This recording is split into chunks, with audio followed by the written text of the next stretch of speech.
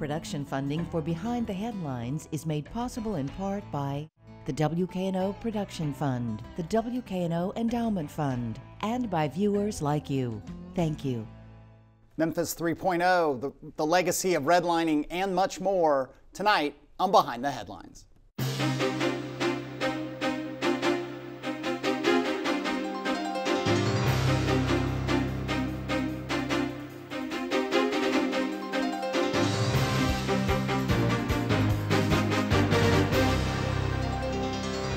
I'm Eric Barnes, President and Executive Editor of the Daily Memphian. Thanks for joining us. I'm joined this week by a roundtable of journalists, starting with Ryan Poe, columnist with the Commercial Appeal. Thanks for being here again. Thank you for having me. Madeline Faber, editor of High Ground News. Thanks for being here again. Thanks. And Bill Dries is a reporter with the Daily Memphian. So let's start with, we're going to talk through a bunch of interrelated things that are going on right now, including a really great series that High Ground is doing on redlining right now and a map of redlining that we'll look at in a minute. Memphis 3.0 has hit some small, I would think most people would say small hiccups. And then also EDGE and the tax incentives are expanding. And in some ways, thematically, they're all related. But let's start, Bill, with where are we with Memphis 3.0? We had John Zena and a number of other people involved with it just a couple weeks ago. And it seemed like it was smooth sailing through council, but it's hit some roadblocks. It's hit a couple of roadblocks, none of which appear to be anything like doing away with the plan. But there are some delays. A delay by the Memphis City Council on the first of 3 readings. This is after a group from North Memphis came to the council and said, we weren't consulted on this plan, the part of the plan that deals with North Memphis, and we want you to consider what we want to do. It's a very specific plan that a community development corporation there has put forward. And then at the same time, you had some city council members who didn't have that specific objection, but who said, how does this work with our process for approving developments that come to us? What does this add to it? Does it conflict with any of the recommendations we get now from planning and development? So they decided to take time for a public meeting in North Memphis to take in the input, see if they want to change the plan or the recommendation on it, and then vote on the first of 3 readings. Ryan, and we'll start with Ryan and then go to Madeline. On the plan, the opposition to the plan was in part from this group from New Chicago that Bill referenced. Carnita Atwater is one of the people in charge of that. And some issues have been brought up with her. 2 nonprofits she was involved in lost their status. There's a very difficult court case that she's named in, a civil probate course where she has been asked to return a bunch of money. So that maybe sheds some doubt on her as the leader of this opposition. I think you wrote a column in the 901, though, saying there may be some questions about her, but the issues she's raising still need to be discussed. Is that right, fair? Yeah. The issues she's raising are bigger than her, and they are issues that are going to be top of mind, I think, going into the mayoral election.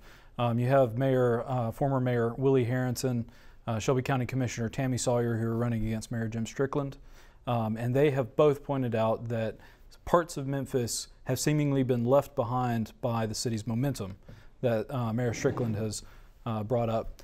And so that, I think that's really going to be one of the key focuses of the election going forward, is just, how does Memphis momentum, how does Memphis move forward for all of Memphians and not just certain parts of Memphis? And Mayor Strickland has said that he acknowledges that problem as well. Yeah, I mean, he opened his campaign in Whitehaven. He's been trying to, be everywhere. And 3.0, for those who don't, follow as closely as we all do, is a kind of strategic plan and a guide, 600-page, I mean, it's hundreds of pages, and it goes through the city, neighborhood by neighborhood, area by area, and says, here's the roadmap for each of these areas and how it fits individually in these neighborhoods and how it rolls together. And has, I think, 7 or so anchor areas that are sort of prime areas for redevelopment, including north, south, east, and west in Memphis. Again, that's the folks who are supporters and behind it would say. Your thoughts on this, again, Madeline, in terms of, and it ultimately gets to redlining. I mean, it's hard not to get to that in the stories that you all have done on the history of redlining, but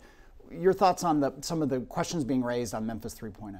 Yeah, so I agree with that aspect of Ryan's take that the issues about Dr. Atwater's business dealings or personal dealings should I mean, we should write about them, but they shouldn't detract from what she's saying, which is that I don't feel like my voice was heard, I don't feel like my community has been recognized, and I don't trust this process, which is probably more widespread than we really realize. I mean, as you said, the 3.0 master document is 600 whatever pages, you know, with indexes and addendums. I mean, I didn't like to read it, and I have to do this, right? Can you imagine, you know, all the residents in Memphis, right, who were presented with this document that they're supposed to trust to shape their future, which seems a bit unapproachable. And so I think that's what a takeaway that we should examine from the North Memphis opposition is not maybe necessarily, you know, the content of Dr. Atwater's past, but the fact that they don't feel like they've been fully recognized in this process. I mean, people I've talked to have said that they did reach out to people, and they kind of have a beef with this idea that they weren't asking for input, and that all has to be played out. I think the other part is, you know, one of the issues that Dr. Atwater raised and other people have raised, and we've talked about on the show before, is gentrification. And, you know, do cities, and this is a national thing, you look at Nashville right now, I mean, it's booming, but there are a lot of people up there saying, wait, this is sort of pushing out people who aren't wealthy, who aren't rich. I mean, it's becoming a city for rich people. It happened in some ways in Atlanta and so New York right now. But the other thing, then she brought up genocide, and she brought up this really awful past that sort of seemed, I think, to a lot of observers outside the bounds of fair criticism. But gentrification, I think, is a concern that a lot of people have as parts of the city see all this booming development, Bill. And that's an interesting thing that does come up with in the mayor's race and so on. It does. It does. Gentrification and displacement. But the other issue is also who really speaks for a community. And are communities monolithic in what they want to say, want to say and want to see done in their areas? I don't think they are. And I think in an area like North Memphis, and in particular the area around the old Firestone Tire and Rubber Company plant, which has such a history of neglect that we'll go into very soon here, that in those areas you tend to have a lot of ideas for what should happen in that particular area. In some ways, Atwater's objections were not really about her plan. They were about some of the desperation in that area, and people who are looking and who are saying, why can't the Firestone site be used for something? Right. Why can't that in some altered way be the economic engine that it once was for this blue-collar community whose future and fate was absolutely linked to that plant being there? Yeah. Well, with that, and we talk about the history, let's go to, and we'll come back to some of the 3.0 issues and so on, but you all are doing a series the second part has just gone up, on redlining and the history of redlining in Memphis, and you all got your hands on a map that showed redlining going back to the 1930s, right, coming out of the New Deal, redlining plans and this kind of the way the federal government imposed, enabled lending in some areas and not others in cities around the country is pretty profound. But you all have the map from Memphis, which we'll take a look at here, but talk about the series and what it shows. Yeah, so this map came to us from the Digital Scholarship Lab, which is based at the University of Richmond. And what they're doing is unearthing redlining maps from the National Archives and digitizing them and overlaying them with health outcome data, poverty data, education outcomes. And you can see with this current information how these past policies have put communities at a disadvantage. And let me walk viewers through the map real quickly. This is from around the 1930s, we think. Yes. And so the top, up at the very top, would be the Wolf River, obviously the Mississippi over to the left. The right, the end of the color coding to the right is Goodlet. And the bottom of the color coding is Park Avenue, and that red area that kind of sticks down, that's the Orange Mound neighborhood. And so walk people through, Madeline, what red and blue and green and very distinct differences that were planned and for these different neighborhoods. So this was a map that was federally commissioned, used by lenders, mortgage companies, home constructors to decide which areas of town were risky for investment, which were not risky for investment. And we can see, just by the way this map looks and by the way we know Memphis has grown, red means these are black neighborhoods. Blue and green are wealthier neighborhoods that saw the benefit of decades of investment, new home construction, and mortgage lending. And we've zoomed in on the legend, which is just really, I mean, it was kind of breathtaking. You know, that the green areas were best, down to the red areas are hazardous. And then you've got two, you know, references to White Slum Clearance Project. That was a public housing project. We think that was Lauderdale, is that right, Bill? Lauderdale Courts. And we think what they've referenced here is the Negro Slum Clearance Project. I apologize for saying that, but I wanted to read it. Dixie Homes. Was Dixie Homes. Dixie Homes. Right. Back to you, yeah, Madeline.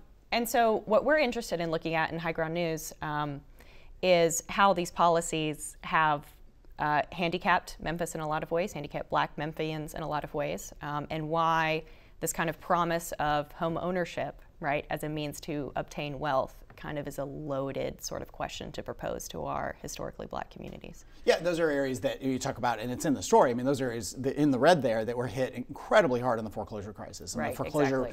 Foreclosures hit everyone in the country, but disproportionately hit poor people and certainly people of color. I mean, more than 60% of mortgages in a particular South Memphis zip code are underwater. It was one of the hardest hit in the country, right? Yeah. And we can see that, the history of that, from these communities being denied lending, being denied the opportunity to build collateral and capital, prevent them from getting fair mortgages. Right. And this is 80 years after, we're talking about events 80 years after this map was drawn. Right. And of course, redlining stopped with the Fair Housing Act in 1968, but these practices still continue.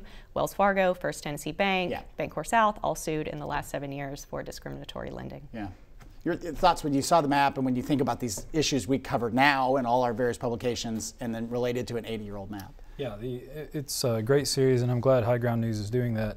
But what it really shows, I think, is kind of takes it from, like Madeline said, from what kind of happened in the past, in history, to what we see now. And what we see now is a lot of those subprime mortgages, all those that in the housing crisis when you know, people went underwater. What happened to those homes is they were sold to rental owners. Yeah.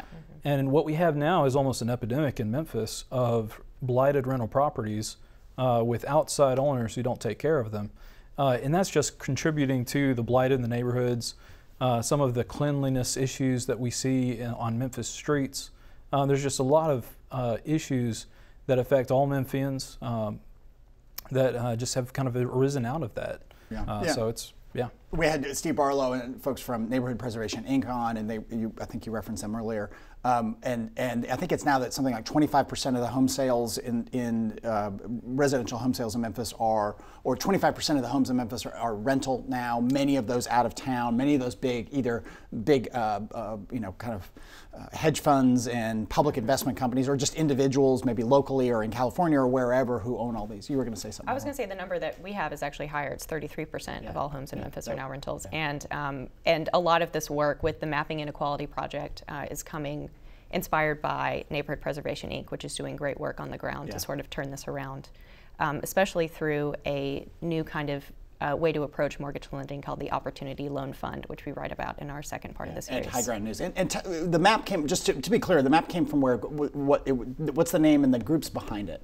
So it's the Digital Scholarship Lab, which is housed at the University of Richmond and a few other academic institutions. They've put 150 of these redlining maps online already, digitizing them from the colored pencil version that you saw above, and turning them into something that one can click on and manipulate with the data. Memphis is not yet digitized, but it should be up in May. Okay. And when it's digitized, you'll be able to hover over areas and click and see up-to-date data on what's happening in those areas, the population, things like that. That's going to be some of the data that Neighborhood Preservation Inc. is adding. So they're going to add our local data on top of this to create a full picture. All this kind of segues into, you know, conversations about tax incentives and growth and where growth happens in Memphis. So we're talking about 3.0 and its attempt to sort of identify across the city areas of investment, areas of growth, linking it all together. But there's always this debate, Bill, about tax incentives and pilots and so on and so forth. Just this past week, the County Commission approved some money for EDGE, which administers pilots and other tax incentives, which we'll talk about the kind of hodgepodge and the reworking of that hodgepodge of entities that work on this stuff. But what are those two positions? It's fun. I think they were funding two positions. The city's about to vote. City council is about to vote on whether it's going to also put up $150,000, $300,000 over 3 years. Talk about the expansion of EDGE. It's basically a follow-through on the discussions we've been having for about the last year about whether our economic development strategy works and who it works for. So as part of that, EDGE becomes more aggressive in this and becomes more detailed in its approach and more responsive to what leaders need to know in terms of granting these incentives. And so to do that, you have more staff, and that's what the funding is essentially for. And an interesting discussion on the Shelby County Commission side that you will probably see happen on the city side as well, and that is, how do we know this is going to work? How do we know this is going to give us a better quality product in terms of evaluating where we spend this money? There are right now. There's so many tax incentive projects going on of various types, whether they're pilot, they're TDZ, they're TIF. I mean everything from the convention center hotels, which is a lot of money potentially going there. There are apartment projects all over, certainly in the middle of Memphis, downtown. But one of the ones that got some attention nationally, Ryan, and you wrote about this in the 901. Was a Wall Street Journal article that highlighted, had a kind of, I don't know how else to say it, but kind of an absurd take on the real debate between the city and Graceland over incentives for Graceland and the expansion in Graceland. They've added the big hotel, they've added a lot of convention and exhibit space, and they're talking about now adding a manufacturing center. They of course want to add some kind of music venue, and that gets into the whole Grizzlies thing. But this Wall Street Journal article, which I think if anyone does go and read it based on my bringing it up, I feel bad. But read it with a grain of salt. Yep. Your take on this article, which one said that Graceland had threatened to move Graceland to Abu Dhabi or to Nashville just to move it, that also said, that then made these comparisons between Memphis and Nashville, which never goes well in Memphis. But this one was really absurd and just wildly inaccurate. It talked about the economic growth differences. That's real, that's data, and they are growing faster. But kind of implied that Memphis is giving away tax money, giving away incentives in the hundreds of $millions of dollars, and meanwhile Nashville is not, which is not accurate. But go ahead, your take on that article. Well, and you've got to remember Memphis is at this weird little place in the corner of the state with Arkansas. They just stole 60 jobs, Coca-Cola Consolidated just moved 60 jobs to Arkansas. Olive Branch, Mississippi, they've been siphoning away jobs. So it's with massive tax incentives. Yeah, Nashville doesn't have any of that, and it is going to take a lot of incentives to keep people from moving to those areas. That it's a very But to go back to the Wall Street Journal article, I mean it was absurd. But not so much because of the Wall Street Journal necessarily. They interviewed Joel Weinschenker, who was the Graceland director. CEO, head partner of Graceland Holdings. Right. There we go. Yes. Thank you, Bill. And he was the one who said that. He said that they have gotten offers from other places.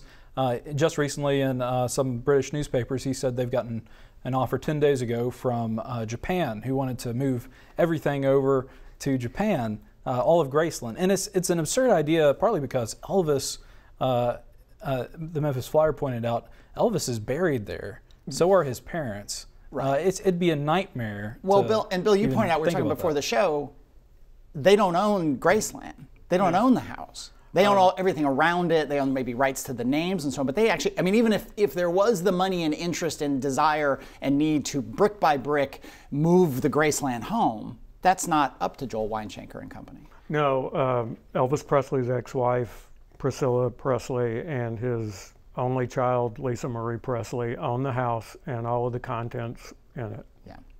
I'm going to go back to the Nashville thing because it just drives me nuts. And I spent 90 seconds, Googling Nashville tax incentives. They got $100 million. And I'm not saying this is good or bad. I'm just saying the reality, because people talk about how, well, only Memphis does this. This is not just Memphis. If you look at the debate that cities had about recruiting Amazon, you look at New York ultimately backing off all the incentives. to some degree, virtually every city in this country is doing incentives, is in the incentives game, and they are all at war with one another, and the companies are playing them off. The Amazon was a particularly big one, but let me just go through a couple that I found in 90 seconds. $100 million to Amazon, $15 million from the city, the rest is from the state. They had tax abatements for Philips, $70 million for healthcare, HCA, the healthcare company, $44 million to Bridgestone. Right now, I didn't realize this, but in Metro Nashville government, they've got a $25 to $35 million shortfall in their budget. In part, some council members would say up there, because of all the incentives they've given out. Your companions at the Tennessean up there did a series of stories on their economic development entity who's given out hundreds of millions of dollars, mostly as TIF loans. But there was, what was it? I think it was, they had to divert $31 million of property tax revenue to help pay off loans to developers, according to Metro Finance. And there was some $8 or $9 million last year that was diverted from school funding because of those loans. Now, many people in Memphis would love to have the growth Nashville has had. I'm not sort of picking on incentives as being bad. I just find it maddening when people sort of paint, particularly a paper as good as the Wall Street Journal normally is, that we're the only people in this, having to do tax incentives. It's simply not true. You were going to say something else. Well, I was just going to say Graceland is the perfect example of what is wrong with economic development incentives, in my opinion. Graceland is not going anywhere, right?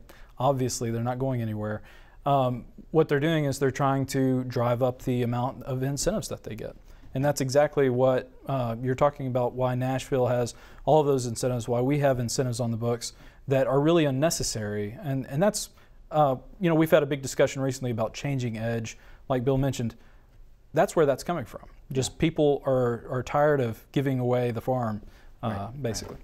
And again, New York City is probably the best example, where Google is putting up something like $1 billion worth of investment and all these people in with minimal or no incentives, and then Amazon came in, got all these incentives, and ultimately under so much pressure backed out. With just a few minutes left, you want to try to tie this back? We've talked before on here about Memphis's growth and where investment is happening and where it isn't happening, and how does this whole conversation tie into that? I'd love to see more projects like the ICE loan that EDGE does, things that uplift the small business community in neighborhoods, especially neighborhoods where major employers have left, like Firestone. I think that small businesses that employ residents are an economic strategy for Memphis' smaller neighborhoods. And the mayor's office and others would probably point to Binghamton, where they've gotten a grocery store there. They've gotten some development going through tax incentives in a really that went very well. Yeah, and then in South Memphis and the Works is involved with. There are some interesting neighborhood level things that are going on the incentive, but everybody involved says, look, you're not going to get, maybe you're not going to lose Graceland if you don't do incentives, but you're certainly not going to get developers to come into Binghamton right now unless you put some kind of incentives in place. I think the competition is real, but I also think that businesses who are on the move and looking to do projects and trying to figure out where to go and working with site consultants, I do think, and this comes from talking to them, their philosophy is not necessarily we've got to have it to do this. Sometimes their philosophy on this is, well, everybody else is asking for these, so we feel like we should ask for it too. Yeah. There's another part of it too that, I have a good friend who's a commercial real estate developer who says, look, yeah, all these incentives and it's great and all that, but it's all about workforce. We don't have the workforce. We've talked about this stuff so many times on the show, and it's a broader, there are many parts to this. It's not just the tax incentive that makes these things possible. With just a couple of minutes left, let's talk real quickly. U of M has some funding for water research, aquifer research. What's going on with that, Bill? Yes, the institute at the university that is the basic source of knowledge about our groundwater, the aquifers that are the city's source of water, have $1 million a year for the next 5 years to map where breaches are in the aquifer and look at what our policy should be in general, learn more about this very valuable resource beneath the city. They'll begin this year with 5 projects. They'll expand to 11 projects next year to just learn more about it. This is a very big effort. It involves 25 graduate students, not only from the university, but other institutions across the country. And came out of when TVA a couple years ago was drilling into the aquifer for the new power plant there, and Protect the Aquifer was formed, and the Sierra Club got involved, and there was a kind of shift of terms of people suddenly realizing, hey, you can just drill a hole into the aquifer if you're a business, or you're, there's no regulation, there's not enough study of it. So it came out of that whole debate. Again, just a couple of minutes left.